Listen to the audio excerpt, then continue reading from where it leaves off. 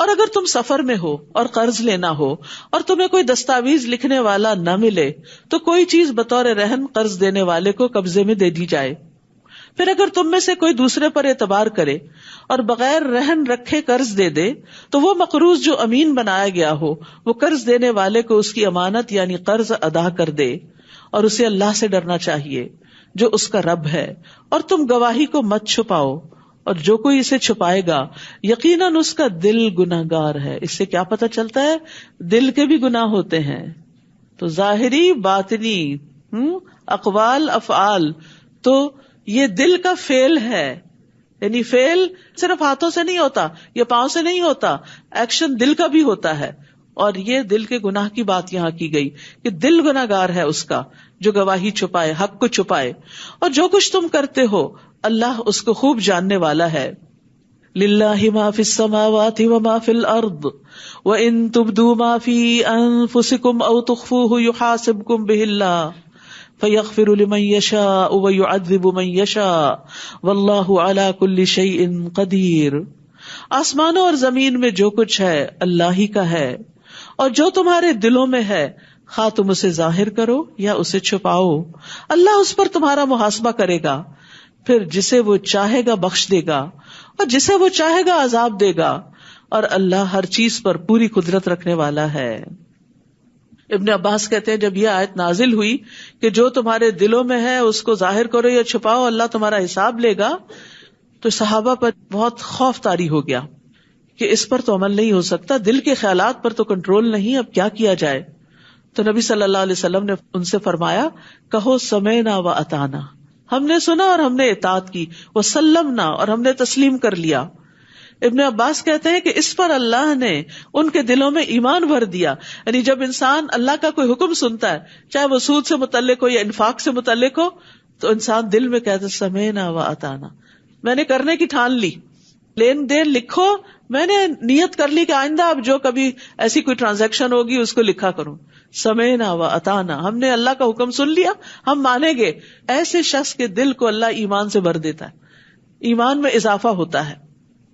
تو ابن عباس کہتے ہیں کہ اس پر اللہ نے ان کے دلوں میں ایمان ڈال دیا، اور اللہ تعالیٰ نے یہ آیت نازل کی لا یکلف اللہ نفسا الا وسعها. تو اللہ تعالیٰ نے فرمایا میں نے ایسا کر دیا. اور پھر جب انہوں نے کہا ربنا لا تؤاخذنا ان نسینا، تو اللہ تعالیٰ نے ان کی بات مان لی. پھر جب انہوں نے کہا ولا تحمل علینا آخر تک، تو اللہ تعالیٰ نے فرمایا میں نے ایسا کر دیا. پھر واغفر لنا وارحمنا آخر تک، تو اللہ تعالیٰ نے فرمایا کہ میں نے ایسا کر دیا.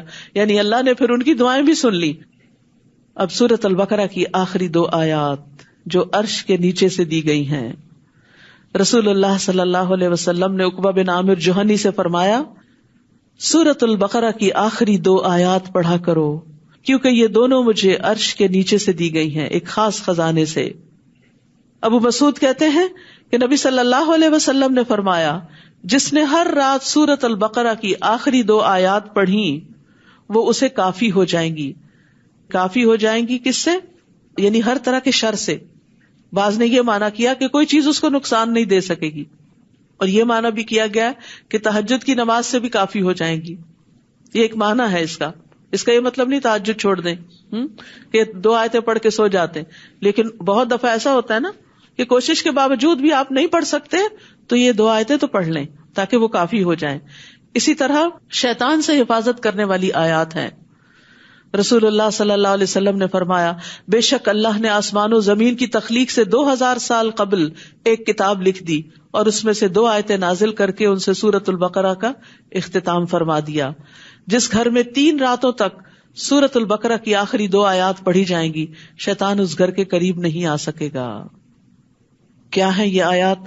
آمن الرسول بما انزل الیہ من ربہ والمؤمنون کل آمن باللہ وملائکتہ وکتبہ ورسلہ لا نفرق بین احد من رسلہ وقالوا سمعنا واطعنا غفرانک ربنا والیک المصیر. رسول اس پر ایمان لایا جو اس پر اس کے رب کی طرف سے نازل کیا گیا اور سارے مومن بھی اسی پر ایمان لائے. تو رسول بھی ایمان لاتا ہے اور مومن بھی. کس پر؟ جو سورۃ البقرہ کے شروع میں کہا گیا تھا نا متقین کی صفات، والذین یؤمنون بما انزل الیک وما انزل من قبلک، تو جو بھی اللہ نے اتارا آج تک سب پر ایمان رکھتے ہیں. جیسے اللہ سبحانہ وتعالیٰ نے 104 کتابیں اتاری، یعنی 4 تو یہ آخری جن کے آپ کو نام معلوم ہے، لیکن اس سے پہلے 10 صحیفے موسیٰ علیہ السلام پر، 10 صحیفے ابراہیم علیہ السلام پر، اور پھر شیس علیہ السلام پر اور باقی پیغمبروں پر جو کچھ نازل کیا گیا. تو وہ جو بھی تھا ہم اس سب پر ایمان رکھتے ہیں کہ وہ اللہ نے اتارا انسانوں کی ہدایت کے لیے، اور یہ اللہ کا احسان ہے ہم سب پر، انعام ہے. اور قرآن مجید جو سب سے آخری کتاب ہے، اس میں پچھلی ساری کتابوں کی تعلیمات کو محفوظ کر دیا گیا جو رہتی دنیا تک انسان کی ہدایت کے لیے کافی ہیں. ہر ایک ایمان لایا اللہ پر، اس کے فرشتوں اور اس کی کتابوں اور اس کے رسولوں پر. وہ کہتے ہیں ہم اس کے رسولوں میں سے کسی ایک کے درمیان بھی فرق نہیں کرتے.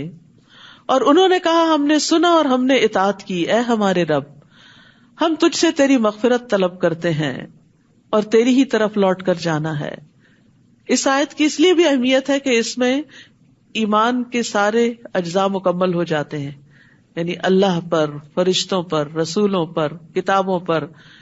آپ سوچیں کہ تقدیر کا ذکر نہیں، سمعنا و اطعنا میں تقدیر کا ذکر بھی ہے.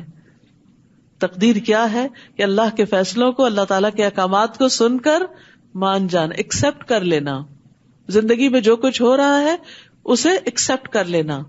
خوشی کو تو ہم خوشی سے قبول کر لیتے ہیں، لیکن تکلیف دہ حالات کو ایکسپٹ کرنا مشکل ہوتا ہے. تو اس کو بھی ایکسپٹ کر لینا کہ یا اللہ یہ تیرا فیصلہ. اللہ نہ کرے کسی کو کینسر ہو گیا، کسی کو کوئی اور ایسی خطرناک بیماری لاحق ہو گئی، تو اب اس میں یہ ہوتا ہے کہ لوگ ایک دم بہت بعض اوقات اپسٹ ہو جاتے ہیں.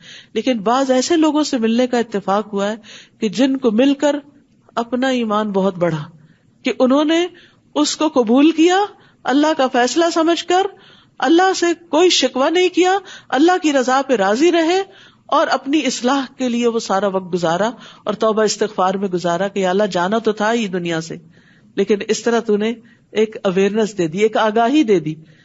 تو ایسے لوگ بھی ہوتے ہیں جو اللہ کی رضا پر راضی رہتے اور کوئی شکوہ نہیں کرتے اپنی بیماریوں پر. یہی تقدیر پر ایمان لانا ہوتا ہے. اور انہوں نے کہا ہم نے سنا اور ہم نے اطاعت کی. یہ ہے ایمان کی اصل چاشنی کہ انسان اللہ تعالیٰ کے احکامات سن کر مان جائے. اے ہمارے رب ہم تجھ سے تیری مغفرت طلب کرتے ہیں اور تیری طرف لوٹ کے جانا ہے. تو بخشش طلب کرنے سے پہلے اطاعت کی بات کی گئی. رسول اللہ صلی اللہ علیہ وسلم نے فرمایا جو شخص میرے اس وضو کی طرح وضو کرے پھر 2 رکعت نماز پڑھے جس میں اپنے نفس سے کوئی بات نہ کرے تو اس کے گزشتہ گناہ معاف کر دیے جائیں گے. تو جب آپ چاہیں کہ آپ کے گناہ معاف ہوں تو کبھی نماز پڑھ کے، کبھی صدقہ کر کے، کبھی روزہ رکھ کے. یعنی کبھی ایسا ہوتا ہے نا کہ انسان کو جب دین کا پتہ چلتا ہے تو اپنے گناہ بڑے یاد آتے ہیں.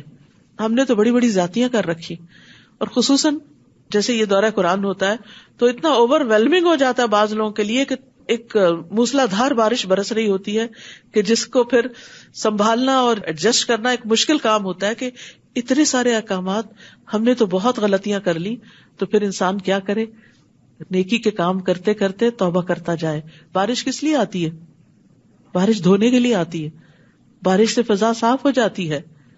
تو احکامات کی بھی جب بارش ہوتی ہے کنفیوژنز بھی دور ہوتے ہیں اور احکامات کا پتہ چلتا ہے، عمل کرتے ہیں تو گناہ بھی دھلتے چلے جاتے ہیں. اور خود ایسی مجلسوں میں بیٹھنا جو ہے وہ گناہوں کی بخشش کا ذریعہ ہوتا ہے. لا یکلف اللہ نفسا الا وسعها، اللہ کسی شخص پر اس کی قدرت سے بڑھ کر ذمہ داری کا بوجھ نہیں ڈالتا. لہا ما کسبت وعلیہا ما اکتسبت، جو اس نے نیکی کمائی وہ اسی کے لیے ہے اور جو اس نے برائی کمائی وہ اسی کے ذمہ ہے. اے ہمارے رب اگر ہم بھول جائیں یا ہم خطا کریں تو ہمارا مواخذہ نہ کرنا. ہم تیری اطاعت کریں گے لیکن پھر ہم بھول بھی جائیں گے، ہم انسان ہیں، کمزور ہیں، تو ہمیں پکڑنا مت. اے ہمارے رب ہم پر ایسا بوجھ نہ ڈالنا، یعنی ایسا حکم نہ دینا جیسا تو نے ہم سے پہلے لوگوں پہ ڈالا تھا، یعنی ایسا بوجھ کہ جو ہم اٹھا نہ سکے. اور تو ہم سے وہ بوجھ نہ اٹھوا جسے اٹھانے کی ہم میں طاقت نہیں، اور ہم سے درگزر فرما اور ہمیں بخش دے اور ہم پر رحم فرما. تو ہی ہمارا مولا ہے، بس کافر قوم کے مقابلے میں ہماری مدد فرما. ان آیات سے پتہ چلتا ہے کہ انسان کی طاقت اور وسعت محدود ہے. تو بندہ کمزور ہے، وہ اللہ سے دعا کرتا ہے کہ ہماری طاقت سے بڑھ کے ہم پر بوجھ نہ ڈالنا، اور جو بھول چوک ہو اس کو معاف کر دینا اور اس پر ہمیں سزا نہ دینا. ان آیتوں کو پڑھ کے جب انسان دعا کرتا ہے تو وہ دعا بھی قبول ہوتی ہے. اس لیے بہتر یہ ہے کہ آخری آیت کی تلاوت کر لی جائے، اور جہاں جہاں یہ دعا کی بات آئے گی وہاں آمین کہیں. ٹھیک ہے. اعوذ باللہ من الشیطان الرجیم.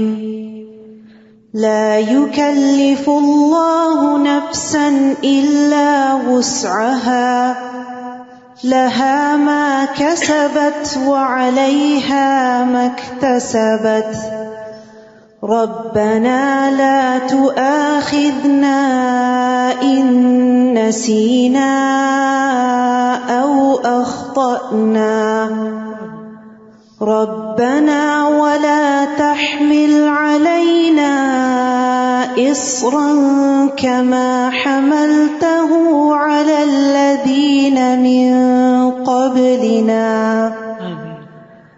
ربنا ولا تحملنا ما لا طاقة لنا به واعف عنا واغفر لنا وارحمنا أنت مولانا فانصرنا على القوم الكافرين.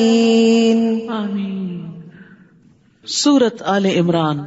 ابو امامہ رضی اللہ عنہ سے روایت ہے، وہ کہتے ہیں کہ رسول اللہ صلی اللہ علیہ وسلم نے فرمایا، قرآن کو سیکھو کیونکہ یہ قیامت کے دن اپنے پڑھنے والوں کی سفارش کرے گا. دو روشن صورتیں یعنی سورت البقرہ اور سورت آل عمران کو سیکھو کیونکہ یہ دونوں صورتیں قیامت کے دن سائبانوں کی شکل یا پرندوں کی دو صف بستہ ٹولیوں کی شکل میں آئیں گی اور اپنے پڑھنے والوں کا دفاع کریں گی، ان کو پروٹیکٹ کریں گی. الف لام میم اللہ لا الہ الا هو الحی القیوم. اللہ کے سوا کوئی الہ برحق نہیں، وہ زندہ ہے، ہر چیز کو قائم رکھنے والا ہے. اس نے آپ پر حق کے ساتھ کتاب نازل کی ہے جو ان کتابوں کی تصدیق کرنے والی ہے جو اس سے پہلے تھی، اور اسی نے تورات اور انجیل نازل کی اس سے پہلے لوگوں کی ہدایت کے لیے. اللہ کی کتاب ہدایت کے لیے آتی ہے. اور اسی نے فرقان نازل کیا. یقیناً وہ لوگ جنہوں نے اللہ کی آیات کا انکار کیا ان کے لیے سخت عذاب ہے، اور اللہ بہت زبردست ہے، انتقام لینے والا ہے. یعنی اگر نہیں مانے تو پکڑ بھی ہوگی. ان اللہ لا یخفی علیہ شیء فی الارض ولا فی السماء. بے شک اللہ وہ ذات ہے کہ زمین اور آسمان کی کوئی چیز اس سے نہیں چھپ سکتی.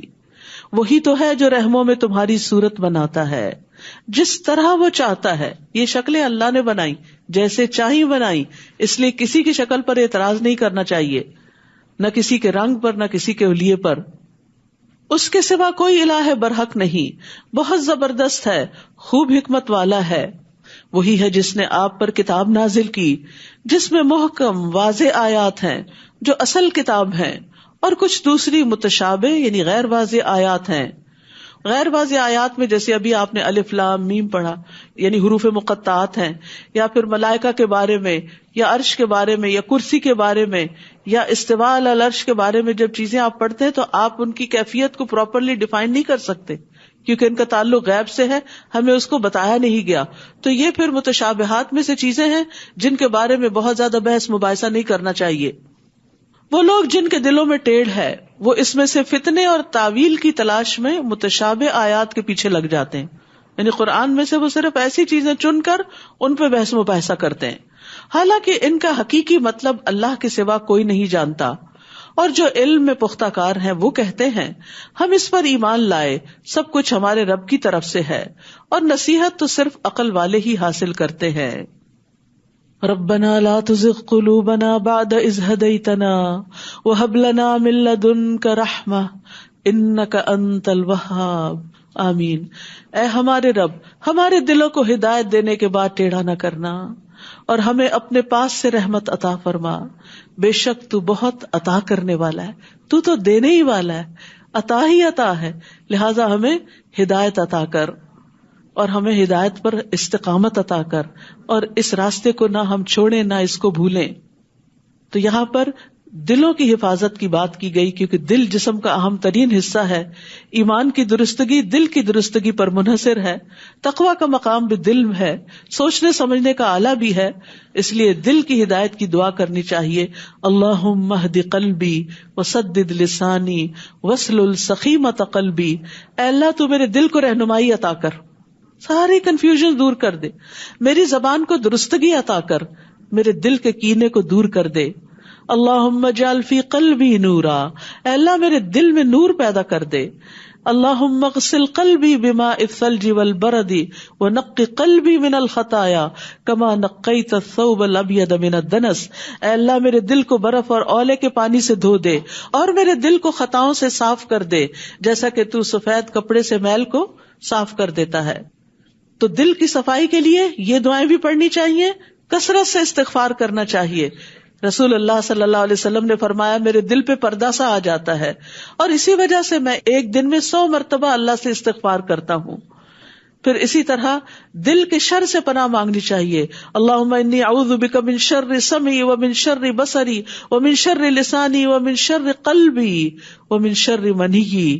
اور پھر دلوں کی ثابت قدمی کی دعا کرنی چاہیے، اور دل کے اندر ایمان کے مزین ہونے کی دعا کرنی چاہیے. اللہ ہمارے دلوں میں ایمان کو زینت عطا کر. اللہم حبب الینا الایمان وزینہ فی قلوبنا. اللہ ایمان کو ہمارے لیے محبوب کر دے اور اسے ہمارے دلوں میں سجا دے، اور اسے کفر، نافرمانی اور گناہوں کے لیے ناپسندیدہ بنا دے، یعنی اس کو قبول نہ کرے، حق اور ہدایت کو ہی قبول کرتے جائیں. تو کتنی زبردست بات ہے یہ. اور یہ ساری دعائیں سبھی کو ضرورت ہے، لیکن خصوصاً جو لوگ دل کی گھٹن، دل کی تنگی کا شکار ہیں، یا کسی بھی طرح دل کے کسی مسئلے کا شکار ہیں، کیونکہ ریویلیشن سے یہ دعائیں وحی کے ذریعے نبی صلی اللہ علیہ وسلم کے ذریعے ہم تک پہنچی، لہٰذا اس کا اہتمام کرنا چاہیے. ربنا انک جامع الناس لیوم لا ریب فیہ ان اللہ لا یخلف المیعاد. اے ہمارے رب، یقیناً تو لوگوں کو ایسے دن میں جمع کرنے والا ہے جس کے آنے میں کوئی شک نہیں. آخرت تو آنی ہی ہے. بے شک اللہ وعدے کی خلاف ورزی نہیں کرتا. بے شک جن لوگوں نے کفر کیا ان کے مال اور ان کی اولاد انہیں اللہ کے عذاب سے بچانے میں ہرگز کام نہ آئیں گے، اور یہی وہ لوگ ہیں جو آگ کا ایندھن ہے. ان کا حال بھی آل فرعون اور ان لوگوں کے حال کی طرح ہے جو ان سے پہلے تھے. ان سب نے ہماری آیات کو جھٹلایا تو اللہ نے انہیں ان کے گناہوں کی وجہ سے پکڑ لیا، اور اللہ سخت سزا دینے والا ہے. یعنی اللہ سے ڈرنا بھی چاہیے کہ کہیں گناہوں کی وجہ سے کوئی پکڑ نہ ہو جائے. آپ ان لوگوں سے کہہ دیجئے جنہوں نے کفر کیا کہ ان قریب تم مغلوب کیے جاؤ گے اور جہنم کی طرف اکٹھے کیے جاؤ گے، اور وہ بہت برا ٹھکانہ ہے. یقیناً تمہارے لیے ان 2 گروہوں میں جو آمنے سامنے ہوئی عبرت کی ایک نشانی ہے. اشارہ ہے جنگ بدر کی طرف. ایک گروہ اللہ کے راستے میں لڑ رہا تھا جبکہ دوسرا گروہ کافر تھا. وہ انہیں اپنی آنکھوں سے اپنے سے دگنا دیکھ رہے تھے، یعنی دونوں فریق اپنے مخالف کو اپنے سے ڈبل دیکھ رہے تھے. اپنے سے دگنا دیکھ رہے تھے یعنی مسلمان کفار کو صرف 600-700 کے قریب دیکھ رہے تھے، جبکہ کفار مسلمانوں کو اپنے سے دگنا 2000 کے قریب دیکھ رہے تھے. اور اللہ جس کی چاہتا ہے اپنی مدد سے تائید کرتا ہے. بے شک اس میں اہل بصیرت کے لیے بھرپور عبرت ہے. زین للناس حب الشہوات من النساء والبنین والقناطیر المقنطرۃ من الذهب والفضہ. لوگوں کے لیے خواہشات کی محبت مزین کر دی گئی، جیسے عورتیں اور بیٹے اور اکٹھے کیے گئے خزانے اور سونا اور چاندی اور نشان زدہ گھوڑے، اسپیشل نمبرز کی گاڑیاں اور مویشی جانور اور کھیتی. یہ دنیا کی زندگی کا سامان ہے. یہ سب کچھ کیا ہے؟ بس اس زمین پہ کام آنے والا ہے، آگے نہیں. اور اللہ ہی ہے جس کے پاس اچھا ٹھکانہ ہے. تو بات یہ ہے کہ اللہ سبحانہ تعالیٰ نے ان چیزوں کی محبت بندوں کے دلوں میں رکھ دی ہے، اور وہ ایک امتحان بھی ہے کہ اس محبت کے ساتھ کیا ہم اللہ کی اطاعت کرتے ہیں یا نہیں، اور ان چیزوں کو اللہ کی اطاعت میں لگاتے ہیں یا نہیں. کہیں ایسا تو نہیں کہ اللہ سے زیادہ ان چیزوں سے محبت کرنے لگے، پھر وہ فتنہ ہے. قل انبئکم بخیر من ذالکم، کہہ دیجئے کیا میں تمہیں اس سے بہتر کی خبر دوں، اس سے زیادہ اچھا بتاؤں تمہیں، اور کیا ہو سکتا ہے. یہ ساری چیزیں ایسی ہیں جو ہر ایک کی خواہش ہوتی، اور کوئی بری بات نہیں ہے، انسان کی ضرورت ہے. اور اچھا لگنا کسی چیز کا یہ بھی کوئی برا نہیں، یعنی یہ چیزیں اگر ہمیں اچھی لگتی ہیں تو اس میں کوئی برائی نہیں. ہاں خرابی اس وقت ہوتی ہے جب ہم ان چیزوں میں گم ہو کر اللہ کو بھول جاتے ہیں، اللہ کی اطاعت کو بھول جاتے ہیں. کہہ دیجئے کیا میں تمہیں اس سے بہتر کی خبر دوں؟ جن لوگوں نے تقوی اختیار کیا ان کے لیے ان کے رب کے پاس باغات ہیں جن کے نیچے نہریں بہ رہی ہیں. وہ جنتیں، وہ باغ، وہ ہمیشہ کے گھر، وہ اس دنیا کے مال و متاع سے کہیں زیادہ اچھا ہے. اس میں کھو کے اس کو نہیں بھول جانا جن میں وہ ہمیشہ رہنے والے ہیں، اور پاکیزہ بیویاں، اور اللہ کی طرف سے رضامندی کا پیغام، اور اللہ بندوں کو خوب دیکھنے والا ہے. وہ لوگ جو کہتے ہیں اے ہمارے رب، بے شک ہم ایمان لے آئے تو ہمارے لیے ہمارے گناہوں کو بخش دے اور ہمیں آگ کے عذاب سے بچا لے. ربنا اننا آمنا فاغفر لنا ذنوبنا وقنا عذاب النار. کون ہے یہ خوش قسمت؟ الصابرین والصادقین والقانتین والمنفقین والمستغفرین بالاسحار. جو صبر کرنے والے ہیں، سچے ہیں، اطاعت گزار ہیں، خرچ کرنے والے ہیں، سحری کے وقت استغفار کرنے والے ہیں، فجر سے پہلے اٹھ کر معافیاں مانگتے ہیں، اپنے گناہوں کا احساس کرتے ہیں. ان صفات کو دیکھ کر پڑھ کر اپنا کمپیریزن کرنا چاہیے کہ کیا ہمارے اندر یہ سب ہے. تو سچے وہ ہوتے ہیں جن کی نیتیں بھی سچی ہوتی ہیں، ارادے بھی سچے ہوتے ہیں، دل بھی سچے ہوتے ہیں، زبانیں بھی سچی ہوتی ہیں، اعمال بھی سچے ہوتے ہیں. اور قانتین جو اللہ کا حکم ملے وہ کر ڈالتے ہیں اور مستقل مزاجی کے ساتھ کرتے ہیں. قنوت یعنی اطاعت پر پابندی. منفقین خرچ کرتے ہیں جہاں جہاں اللہ کا حکم ہے، رشتہ داروں پر، غریبوں پر، مسکینوں پر، فی سبیل اللہ. اور پھر صبح نماز پڑھنے کے علاوہ استغفار کرتے ہیں. اور یہاں سحری کے وقت کی فضیلت بھی پتہ چل رہی ہے. اللہ نے گواہی دی کہ اللہ کے سوا کوئی الہ برحق نہیں، اس حال میں کہ وہ انصاف پر قائم ہے. اور فرشتوں اور اہل علم نے بھی گواہی دی کہ اللہ کے سوا کوئی الہ برحق نہیں، بہت زبردست ہے، خوب حکمت والا ہے. بے شک دین اللہ کے نزدیک اسلام ہی ہے. اور اہل کتاب نے علم آ جانے کے بعد باہمی ضد کی بنا پر ہی اختلاف کیا. اور جو اللہ کی آیات کے ساتھ کفر کرتا ہے تو وہ یاد رکھے کہ یقیناً اللہ جلد حساب لینے والا ہے. پھر اگر وہ آپ سے جھگڑا کرے تو آپ کہہ دیجئے کہ میں نے اور جس نے میری پیروی کی اپنا چہرہ اللہ کے سپرد کر دیا. اور اہل کتاب اور امی ان پڑھ لوگوں سے پوچھئے کیا تم اسلام لاتے ہو؟ پھر اگر وہ اسلام لے آئیں تو یقیناً وہ ہدایت پا گئے، اور اگر وہ منہ موڑ جائیں تو بے شک آپ کے ذمہ صرف پہنچا دینا ہے، اور اللہ اپنے بندوں کو خوب دیکھنے والا ہے. بے شک وہ لوگ جو اللہ کی آیات کا انکار کرتے ہیں اور انبیاء کو ناحق قتل کرتے ہیں اور ان کو بھی قتل کر دیتے ہیں جو لوگوں میں سے انصاف کا حکم دیتے ہیں، تو انہیں دردناک عذاب کی خوشخبری دے دیجیے. یہی وہ لوگ ہیں جن کے اعمال دنیا اور آخرت میں برباد ہو گئے اور ان کے لیے مددگاروں میں سے کوئی بھی نہیں. کیا آپ نے ان لوگوں کی طرف نہیں دیکھا جو کتاب میں سے کچھ حصہ دیے گئے، وہ باہمی جھگڑوں میں فیصلے کے لیے کتاب اللہ کی طرف بلائے جاتے ہیں تاکہ وہ ان کے درمیان فیصلہ کرے. پھر ان میں سے ایک گروہ منہ پھیر لیتا ہے اور وہ اعراض کرنے والے ہیں. یہ اس وجہ سے ہے کہ وہ کہتے ہیں کہ ہمیں چند گنے چنے دنوں کے سوا آگ ہرگز نہ چھوئے گی، اور انہیں ان کے دین کے بارے میں ان باتوں نے دھوکے میں مبتلا کر رکھا ہے جو وہ خود گھڑتے تھے. بس کیا حال ہوگا جب ہم انہیں اس دن جمع کریں گے جس کے آنے میں کوئی شک نہیں، اور ہر شخص کو اس کی کمائی کا پورا پورا بدلہ دے دیا جائے گا اور ان پر ظلم نہ کیا جائے گا. قل اللہم مالک الملک تؤتی الملک من تشاء وتنزع الملک ممن تشاء وتعز من تشاء وتذل من تشاء بیدک الخیر انک علی کل شیء قدیر. کہہ دیجیے اے اللہ، اے ساری بادشاہت کے مالک، تو بادشاہت عطا کرتا ہے جسے تو چاہتا ہے. دنیا میں اگر کسی کو عزت ملتی ہے، بادشاہت ملتی ہے، تو یہ اللہ کے اذن اور فیصلے سے. اور تو بادشاہت چھین لیتا ہے جس سے تو چاہتا ہے، اور تو عزت دیتا ہے جسے تو چاہتا ہے، اور تو ذلت دیتا ہے جسے تو چاہتا ہے. ساری بھلائی تیرے ہی ہاتھ میں ہے، بے شک تو ہر چیز پر پوری طرح قدرت رکھنے والا ہے. تو یاد رکھیے بھلائی اللہ کے ہاتھ میں ہے، اور بھلائی اور خیر کے کام کرنے کی توفیق بھی اللہ ہی دیتا ہے. تو اللہ سے دعا کریں کہ اللہ تعالی ہم سب کو خیر اور بھلائی کے کاموں میں استعمال کر لے. تو ہی رات کو دن میں داخل کرتا ہے اور دن کو رات میں داخل کرتا ہے. تو ہی زندہ کو مردہ سے نکالتا ہے اور مردہ کو زندہ سے نکالتا ہے، اور تو ہی جسے چاہتا ہے بے حساب رزق دیتا ہے. اور مومنوں کو چھوڑ کر کافروں کو دلی دوست نہ بنائیں، اور جو ایسا کرے گا تو وہ اللہ کی طرف سے کسی حمایت میں نہیں، کسی چیز میں نہیں، مگر یہ کہ تم ان کے شر سے بچنا چاہو، اور اللہ تمہیں اپنی ذات سے ڈراتا ہے اور اللہ ہی کی طرف پلٹنا ہے.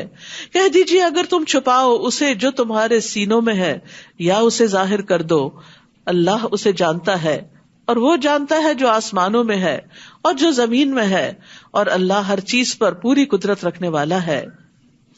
جس دن ہر شخص نیکی اور برائی میں سے جو بھی اس نے عمل کیا اپنے سامنے موجود پائے گا. وہ چاہے گا کاش اس کے درمیان اور اس کی برائی کے درمیان دور کا فاصلہ ہوتا. اللہ اکبر. یہ اعمال نامے جب کھلیں گے اور ہمیں ہمارا سب کچھ نظر آئے گا تو اس وقت کیا کیفیت ہوگی. انسان چاہے گا کاش اس کے اور برائی کے درمیان دور کا فاصلہ ہو، یعنی یہ برائیاں اس سے دور ہٹا دی جائیں. اور اللہ تمہیں اپنی ذات سے ڈراتا ہے، اور اللہ بندوں پر بہت شفقت کرنے والا ہے. تو ایمان جو ہوتا ہے خوف اور امید کے بیچ میں ہوتا ہے. اللہ سے ڈرنا بھی چاہیے اور امید بھی رکھنی چاہیے. صرف خوف ہی اپنے اوپر مسلط نہ کر لیں اور صرف امید ہی نہ رکھیں. ایکسٹریمزم نہیں ٹھیک. اور اللہ اپنے آپ سے کیوں ڈراتا ہے؟ تاکہ بندے غفلت سے نکلے. ایک تنبیہ ہے، وارننگ ہے. اور ڈرتا کون ہے؟ اللہ سے. معلوم ہے نا آپ کو، علم والے ہی ڈرتے ہیں، جو اللہ کو پہچانتے ہیں، جو خود کو پہچانتے ہیں، جو دین کی سمجھ بوجھ رکھتے ہیں، پھر وہ اللہ سے ڈرتے ہیں جیسے ڈرنے کا حق ہے. قل ان کنتم تحبون اللہ فاتبعونی یحببکم اللہ ویغفر لکم ذنوبکم واللہ غفور الرحیم. کہہ دیجیے اگر تم اللہ سے محبت کرتے ہو تو میری پیروی کرو، اللہ تم سے محبت کرے گا اور وہ تمہارے گناہوں کو بخش دے گا، اور اللہ بہت بخشنے والا ہے، نہایت رحم کرنے والا ہے. تو اس سے یہ پتہ چلتا ہے کہ اتباع رسول ہی اللہ سے محبت کے دعوے کو سچا کر سکتی. ویسے تو سبھی کہتے ہیں ہمیں اللہ سے محبت، ابھی ثبوت لاؤ. ثبوت کیا ہے؟ ہم سنت کی پیروی کرتے ہیں، رسول اللہ صلی اللہ علیہ وسلم کا اتباع کرتے ہیں، ان کے بتائے ہوئے طریقے کے مطابق چلتے ہیں، تب تمہاری محبت کا دعویٰ سچا ہوگا. اور اگر ایسا نہیں تو یہ دعویٰ بھی جھوٹا ہے. اور اس کی وجہ یہ بھی ہے کہ کوئی ایسی چیز نہیں جو اللہ کو محبوب ہو لیکن نبی صلی اللہ علیہ وسلم نے اسے ہمیں بتایا نہ ہو. تو انڈائریکٹلی مطلب کیا ہوا کہ جب ہم رسول صلی اللہ علیہ وسلم کی پیروی کریں گے تو وہ کام کریں گے جو اللہ تعالیٰ کو محبوب ہے. تو اللہ کی محبت کا مطلب کیا ہے؟ وہ عمل کرو جو اللہ کو پسند ہے. تو اس سے بھی پتہ چلتا ہے کہ اللہ اور اس کے رسول کی محبت عمل کا مطالبہ کرتی ہے. یہ صرف چومنے چاٹنے والی محبت نہیں کہ صرف کبھی ہاتھ چوم لیں اپنے یا مصحف کو چوم لیں تو محبت ظاہر ہو گئی. یہ محبت عمل کا تقاضا کرتی ہے. انس بن مالک کہتے ہیں کہ نبی صلی اللہ علیہ وسلم کے ہاں بحرین سے مہمان آ کر ٹھہرے. آپ نے اپنے وضو کا پانی منگوایا اور وضو کیا. وہ آپ کے وضو کے پانی کی طرف لپکے، اس میں سے انہوں نے جو پایا پیا، جو اس میں زمین پہ گرا اسے اٹھایا، چہروں پہ ملا، سروں پہ لگایا. تو نبی صلی اللہ علیہ وسلم نے ان سے کہا کس چیز نے تمہیں اس پہ اکسایا ہے؟ انہوں نے کہا آپ کی محبت نے. شاید کہ اللہ ہم سے محبت کرے. اے اللہ کے رسول. اس پر آپ نے فرمایا اگر تم پسند کرتے ہو کہ اللہ اور اس کا رسول تم سے محبت کرے تو 3 خوبیوں پر ہمیشگی کرو. 3 کام پکے کر لو. نمبر 1 سچی بات، نمبر 2 امانت کی ادائیگی، نمبر 3 اچھا پڑوس. اچھے نیبرز بنو، کیونکہ پڑوسی کو تکلیف دینا نیکیوں کو اس طرح مٹا دیتا ہے جس طرح سورج برف کو مٹا دیتا ہے. دھوپ نکلتی ہے تو ساری آئس پگھل جاتی ہے. قل اطیعوا اللہ والرسول فإن تولوا فإن اللہ لا يحب الکافرین. کہہ دیجئے اللہ اور رسول کی اطاعت کرو، پھر اگر وہ اس سے منہ پھیر جائیں یعنی اطاعت نہ کریں تو یقیناً اللہ اطاعت کا انکار کرنے والوں سے محبت نہیں کرتا. جو اطاعت نہیں کریں گے وہ اللہ کی محبت سے نکل جائیں گے. تو اللہ کی محبت تقاضا کرتی ہے عمل کا، اطاعت کا، اور نبی صلی اللہ علیہ وسلم کی اطاعت اور آپ کی اتباع کا. آپ صلی اللہ علیہ وسلم کی مخالفت جو ہے وہ کفر ہے، اور آپ کی مخالفت سراسر گمراہی ہے، آپ کی اطاعت نہ کرنے والا نافرمان ہے. تو اس لیے یہ نہیں کہنا چاہیے کہ جو قرآن میں بس اتنا ہی کافی ہے اور میں وہی کروں گی. صحیح احادیث سے جو چیزیں ثابت ہیں ان کو بھی یقین کے ساتھ لینا چاہیے اور اس کے مطابق اپنی زندگی ڈھالنی چاہیے.